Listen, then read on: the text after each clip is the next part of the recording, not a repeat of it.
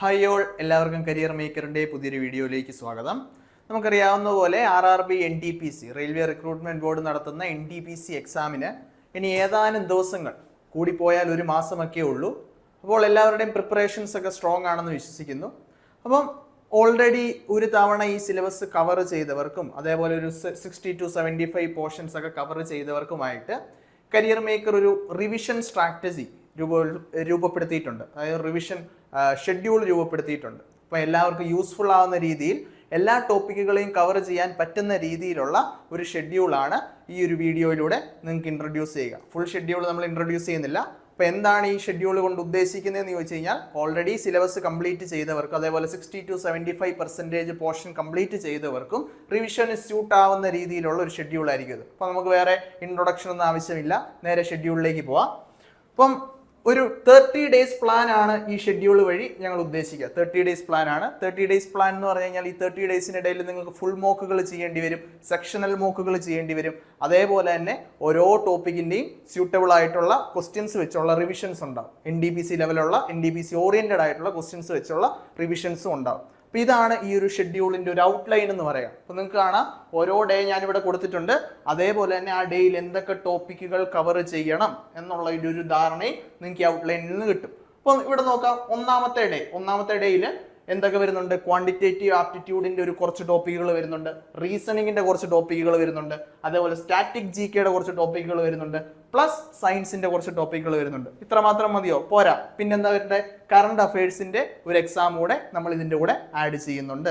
അപ്പം ഇങ്ങനെയാണ് ഈ ഒരു പ്രോഗ്രാം മുന്നോട്ട് കൊണ്ടുപോകാൻ വേണ്ടി ഉദ്ദേശിക്കുക. അപ്പോൾ ജസ്റ്റ് ഒന്നാമത്തെ ഡേയിൽ എന്തൊക്കെയാണ് വരുന്നതെന്ന് നോക്കാം. ക്വാണ്ടിറ്റേറ്റീവ് ആപ്റ്റിറ്റ്യൂഡിൽ നിന്ന് വരിക റാഷണൽ ഇറാഷണൽ നമ്പർ അല്ലേ, എന്തൊക്കെ വരും? ഇതിൽ ഡെസിമൽസ് വരും, റെക്കറിങ് ഡെസിമൽസ് വരും, നോൺ റെക്കറിങ് ഡെസിമൽസ് വരും. ഇതേപോലെ അത്തരത്തിലുള്ള ടോപ്പിക്കുകളിൽ നിന്ന് പ്രീവിയസ് ഇയറിൽ ചോദിച്ചിട്ടുള്ള അതേപോലെ മോക്ക് ടെസ്റ്റുകളിലൊക്കെ കാണുന്ന കുറച്ച് ലെവൽ ഓഫ് ക്വസ്റ്റ്യൻസ് ആയിരിക്കും ഈ ഒരു സെക്ഷനിൽ ഉണ്ടാവുക.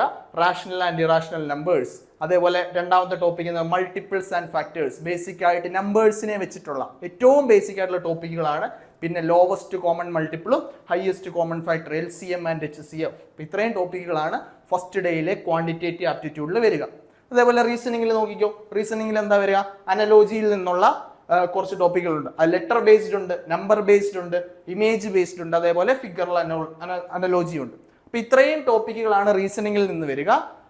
സ്റ്റാറ്റിക് GKയിൽ ഒന്നാമത്തെ ദിവസം കംപ്ലീറ്റ് ചെയ്യാനായിട്ട് എടുത്തിട്ടുണ്ടാവുക. ആൻഷ്യന്റിൽ നിന്നാണ് നമ്മൾ തുടങ്ങുന്നത്. ഒരു ഓർഡറിലായിരിക്കും പോവുക. അപ്പോൾ ഫസ്റ്റ് ഡേയിൽ എടുത്തിരിക്കുക ആൻഷ്യന്റ് ഹിസ്റ്ററിയിൽ നിന്നും സ്റ്റോൺ ഏജ് ഉണ്ട്, ഇൻഡസ് വാലി സിവിലൈസേഷൻ ഉണ്ട്, വേദിക് ഏജ് ഉണ്ട്. അതേപോലെ സയൻസിന്റെ കേസിൽ ഫിസിക്സിൽ നിന്നാണ് സ്റ്റാർട്ട് ചെയ്യുക. ഫിസിക്സിന്റെ കേസിൽ 3 ടോപ്പിക്കുകൾ അവിടെ എടുത്തിട്ടുണ്ട്. Units and dimensions, motion and rest, അതേപോലെ ഫോഴ്സ് എന്നുള്ളൊരു ടോപ്പിക്കും അവിടെ വരുന്നുണ്ട്. അപ്പോൾ ഈ ടോപ്പിക്കുകളൊക്കെ ഒറ്റ നോട്ടത്തിൽ കാണുമ്പോൾ തന്നെ നിങ്ങൾക്ക് മനസ്സിലാവും ഒരു ദിവസം ഒരു 9 to 10 hours ഒരാൾക്ക് മെനക്കെടാനുള്ള ടോപ്പിക്കുകൾ ഇവിടെ തന്നെ ഉണ്ട്. പ്രീവിയസ് ഇയർ, അതായത് ടോപ്പിക്കിന്റെ റിവിഷൻ കഴിഞ്ഞ് എക്സാം ഓറിയന്റഡ് ആയിട്ടുള്ള ക്വസ്റ്റ്യൻസ് ചെയ്ത് പ്രീവിയസ് ഇയർ കൂടെ ചെയ്ത് കഴിയുമ്പോഴത്തേക്ക് എങ്ങനെ പോയാലും 9 to 10 hours പൂർണ്ണമായിട്ട് ഒരാൾക്ക് മെനക്കെടാനുള്ള ടോപ്പിക്കുകൾ ഈ ഒരു സെക്ഷനിൽ ഉൾപ്പെടുത്തിയിട്ടുണ്ട്. അപ്പം അതുകൊണ്ട് തന്നെ അത്രയും ഹെക്റ്റിക് ആയിട്ട് പഠിക്കാൻ താല്പര്യമുള്ളവർക്ക് മാത്രമേ എന്ത് സാധിക്കുകയുള്ളൂ? ഈ ഒരു ഷെഡ്യൂളിനനുസരിച്ച് മൂവ് ചെയ്യാൻ വേണ്ടി സാധിക്കുകയുള്ളൂ. പിന്നെ ഞാൻ ഓൾറെഡി പറഞ്ഞ പോലെ ഇവിടെ എക്സ്ട്രാ ആയിട്ട് എന്തുകൂടെ വരുന്നുണ്ട്? കറണ്ട് അഫയേഴ്സ് കൂടെ വരുന്നുണ്ട്. കറണ്ട് അഫയേഴ്സിൻ്റെയും കൂടെ റിവിഷൻ നമ്മൾ ചെയ്യേണ്ടതായിട്ടുണ്ട്. അപ്പോൾ ഒന്നാമത്തെ ദിവസം കഴിയുമ്പോൾ തന്നെ നിങ്ങൾക്ക് കാണാം ഒരു ഫുൾ മോക്ക് ടെസ്റ്റ് ഇവിടെ കൊടുത്തിട്ടുണ്ട്. അപ്പോൾ എവിടെയാണ് നമ്മുടെ ഈ റിവിഷൻ സ്ട്രാറ്റജി തുടങ്ങുമ്പോൾ, അതായത് റിവിഷൻ പ്രിപ്പറേഷൻ ഈ എക്സാമിനോട് അനുബന്ധിച്ചുള്ള ഈ 30 days റിവിഷൻ പ്രിപ്പറേഷൻ തുടങ്ങുമ്പോൾ ഒന്നാമത്തെ ദിവസം തന്നെ കൊടുത്തിട്ടുണ്ടാവുക. എന്തിനു വേണ്ടിയിട്ടായിരിക്കും? എവിടെ നിന്നാണ് നമ്മളിപ്പോൾ സ്റ്റാർട്ട് ചെയ്യുന്നത്? ഈ റിവിഷൻ പ്രിപ്പറേഷൻ തുടങ്ങുമ്പോൾ എവിടെയാണ് നമ്മുടെ ലെവൽ, എവിടെയാണ് നമ്മൾ ഉള്ളത് എന്ന് നമുക്ക് തന്നെ ബോധ്യം വരണം. അതിന് വേണ്ടിയിട്ടാണ് ഈ ഒരു ഫുൾ മോക്ക് ടെസ്റ്റ് ഇവിടെ കൊടുത്തിട്ടുണ്ടാവുക. അപ്പോൾ ഫുൾ മോക്ക് ടെസ്റ്റ് എടുക്കുക. ഇതേപോലെ ഒരു 10 ഫുൾ മോക്ക് ടെസ്റ്റുകൾ ഈ പറഞ്ഞ 30 daysനിടയ്ക്ക് ആഡ് ചെയ്തിട്ടുണ്ട്. അത് നിങ്ങളുടെ സൗകര്യത്തിനനുസരിച്ച് നിങ്ങൾക്ക് ആപ്റ്റ് ആയിട്ടുള്ള രീതിയിൽ ആഡ് ചെയ്യുക. മാക്സിമം ആഡ് ചെയ്യാൻ വേണ്ടി ശ്രമിക്കുക, ഒരിക്കലും കുറയ്ക്കാൻ വേണ്ടി ശ്രമിക്കരുത്. കാരണം ഫുൾ മോക്കുകൾ 10 എണ്ണമൊക്കെ ഏറ്റവും കുറഞ്ഞ രീതിയിലാണ് ആഡ് ചെയ്തിട്ടുള്ളത്. 10 എണ്ണം എന്ന് പറയുന്നത് വളരെ കുറവാണ്, എണ്ണത്തിൽ വളരെ കുറവാണ്. മാക്സിമം എണ്ണത്തിൽ കൂട്ടാൻ വേണ്ടി ശ്രദ്ധിക്കുക. അപ്പോൾ സെക്കൻഡ് ഡേയിൽ നിങ്ങൾക്ക് കാണാം ഇതേപോലെ ക്വാണ്ടിന്റെ കുറച്ച് ടോപ്പിക്കുകൾ, ഡിവിസിബിലിറ്റി റിമൈൻഡർ എന്ന് പറയുന്ന ടോപ്പിക് ഉണ്ട്, സിംപ്ലിഫിക്കേഷൻ എന്ന് പറയുന്ന ടോപ്പിക് ഉണ്ട്, അതേപോലെ ക്ലാസിഫിക്കേഷൻ, റീസണിങ്ങിൽ ക്ലാസിഫിക്കേഷനുമായിട്ട് ബന്ധപ്പെട്ടിട്ടുള്ള കുറച്ച് ടോപ്പിക്കുകൾ ലെറ്റർ ബേസ്ഡ് ഉണ്ട്, നമ്പർ ബേസ്ഡ് ഉണ്ട്, GK ബേസ്ഡ് ഉണ്ട്, അതേപോലെ ഫിഗറൽ ക്ലാസിഫിക്കേഷൻ ഉണ്ട്. ഇവിടെ സ്റ്റാറ്റിക് GKയുടെ കേസിലാണെങ്കിലോ ഹിസ്റ്ററിയിൽ നിന്നും ആൻഷ്യന്റ് ഹിസ്റ്ററിയിൽ നിന്നും ഈ പറഞ്ഞ വേദിക് ഏജിന്റെ ബാക്കിയായിട്ടുള്ള ഒരു ഓർഡറിൽ തന്നെയാണ് കൊടുത്തിട്ടുള്ള മഹാജനപദാസ് ഉണ്ട്, ബുദ്ധിസം, ജൈനിസം.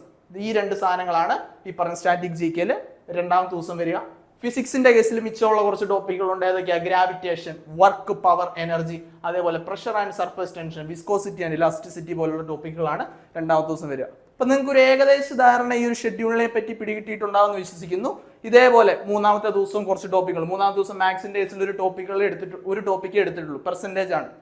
കാരണം നമുക്കറിയാം എന്താ, ബാക്കി ഏത് അരിത്തമാറ്റിക്കിന്റെ ചാപ്റ്റർ എടുത്തു കഴിഞ്ഞാലും അതിലെല്ലാം ഈ ബേസിക് ആയിട്ട് വരുന്ന ഒരു സാധനമാണ് പെർസെന്റേജ്. അതേപോലെ അടുത്ത ദിവസത്തെ റേഷ്യോ, ഈ രണ്ട് സാധനവും ബേസിക് ആണ്. അപ്പൊ ഈ രണ്ട് സാധനവും വൃത്തിയിൽ കവർ ചെയ്യാൻ വേണ്ടി ഈ പറഞ്ഞ മൂന്നാമത്തെ ദിവസം ഒരു ടോപ്പിക്ക് മാത്രമേ എടുത്തിട്ടുള്ളൂ റിവിഷന് വേണ്ടിയിട്ട്. അത് ഏതാണ്? പെർസെന്റേജ് ആണ്. ഇവിടെ സിമിലാരിറ്റീസ്, ഡിഫറൻസസ്, അതേപോലെ നമ്പർ സീരീസ് എടുത്തിട്ടുണ്ട്. റീസണിങ്ങിന്റെ കേസിൽ ഇപ്പുറത്ത് ആൻഷ്യന്റ് ഹിസ്റ്ററിയിൽ നിന്ന് ഗുപ്ത പീരീഡ് ഉണ്ട്, പോസ്റ്റ് ഗുപ്ത പീരീഡ് ഉണ്ട്. ലാസ്റ്റ് ഫിസിക്സിന്റെ കേസിൽ ഇലക്ട്രോസ്റ്റാറ്റിക്സ്, കറന്റ്, ഇലക്ട്രിസിറ്റി, മാഗ്നറ്റിസം, ഇത്രയും ടോപ്പിക്കുകളാണ്. ആദ്യത്തെ 3 ദിവസത്തിന്റെ ഒരു ധാരണ നിങ്ങൾക്ക് കിട്ടിയിട്ടുണ്ടാവും എന്ന് വിശ്വസിക്കുന്നു. ഇതിന്റെ കൂടെ എന്തുകൂടെ ചെയ്യണം? ഓൾറെഡി 2-3 വട്ടം ഞാൻ പറഞ്ഞു, കറണ്ട് അഫയേഴ്സ് കൂടെ ചെയ്യണം. അപ്പൊ ഇത്രയും ടോപ്പിക്കുകൾ ചെയ്യുമ്പോൾ ചാപ്റ്റർ ടെസ്റ്റുകൾ, അത് ഏത് മോക്ക് ടെസ്റ്റ് എടുക്കുന്ന ആപ്പാണെങ്കിലും ആ ആപ്പിൽ നിന്നും ചാപ്റ്റർ ടെസ്റ്റുകളൂടെ ചെയ്യാൻ വേണ്ടി ശ്രദ്ധിക്കണം. അത് ഏത് ആപ്ലിക്കേഷൻ ആണെങ്കിലും നിങ്ങൾ യൂസ് ചെയ്യുന്ന ആപ്ലിക്കേഷൻ ഏതാണോ അതിൽ നിന്ന് ചാപ്റ്റർ ടെസ്റ്റുകൾ, ഈ പറഞ്ഞിരിക്കുന്ന ചാപ്റ്റേഴ്സിന്റെ കംപ്ലീറ്റ് ചെയ്യുക, ആദ്യം റിവിഷൻ ചെയ്യുക, പ്രോബ്ലംസ് ചെയ്യുക, പ്ലസ് ടൈം വെച്ചിട്ടുള്ള ചാപ്റ്റർ ടെസ്റ്റുകളൂടെ ചെയ്യുക. അപ്പം അത്രയും കാര്യങ്ങൾ ഓർത്തു വെക്കുക. അപ്പൊ ഇതാണ് നമ്മുടെ ഷെഡ്യൂളിന്റെ ഒരു ഏകദേശ രൂപം. ഇതേപോലെ 30 ഡേയ്സിന്റെ ഷെഡ്യൂള് നിങ്ങൾക്ക് ജസ്റ്റ് ഒന്ന് കാണാം സ്ക്രീനിൽ. ആവറേജസ് വരുന്നുണ്ട്, ക്വാണ്ടിന്റെ കേസിൽ പ്രോഫിറ്റ് ആൻഡ് ലോസ്, അതായത് കംപ്ലീറ്റ് സിലബസ് കവർ ചെയ്യുന്ന രീതിയിൽ ഒരു 30 ദിവസത്തെ ഷെഡ്യൂളാണ് നമ്മൾ പ്രിപ്പയർ ചെയ്തിട്ടുണ്ടാവുക. അപ്പോൾ ഈ ഷെഡ്യൂളിന്റെ ഫുൾ PDF നമ്മുടെ ടെലിഗ്രാം ചാനലിൽ അവൈലബിൾ ആയിരിക്കും. അപ്പോൾ അതെല്ലാവരും ഒന്ന് ചെക്ക് ചെയ്യുക. ഈ വീഡിയോ ഡിസ്ക്രിപ്ഷനിൽ ലിങ്കിൽ ആ ഒരു ടെലിഗ്രാം ഗ്രൂപ്പിന്റെ ലിങ്ക് ആഡ് ചെയ്തിട്ടുണ്ടോ, അതേപോലെ PDFന്റെ ലിങ്ക് ആഡ് ചെയ്തിട്ടുണ്ടോ, അപ്പോൾ അതൊന്ന് ചെക്ക് ചെയ്യുക. അപ്പം ഇതേപോലെ 30 ഡേയ്സിന്റെ ഒരു ഷെഡ്യൂളാണ് നമ്മൾ പ്രിപ്പയർ ചെയ്തിട്ടുണ്ടാവുക. ഇതിൽ നിങ്ങൾക്ക് കാണാം മൊത്തത്തിലൊരു 11 ഫുൾ മോക്കുകൾ ഇതിൽ ആഡ് ചെയ്യാൻ വേണ്ടി സാധിച്ചിട്ടുണ്ട്. പക്ഷേ 11 എന്ന് പറഞ്ഞ എണ്ണത്തിൽ വളരെ കുറവാണ്. 30 ഡേയ്സിനിടയ്ക്ക് ഒരു 16 to 17 ഫുൾ മോക്കുകൾ എടുത്ത് നമ്മൾ എവിടെയാണ് എന്നുള്ളത് വിലയിരുത്താൻ വേണ്ടി സാധിക്കണം.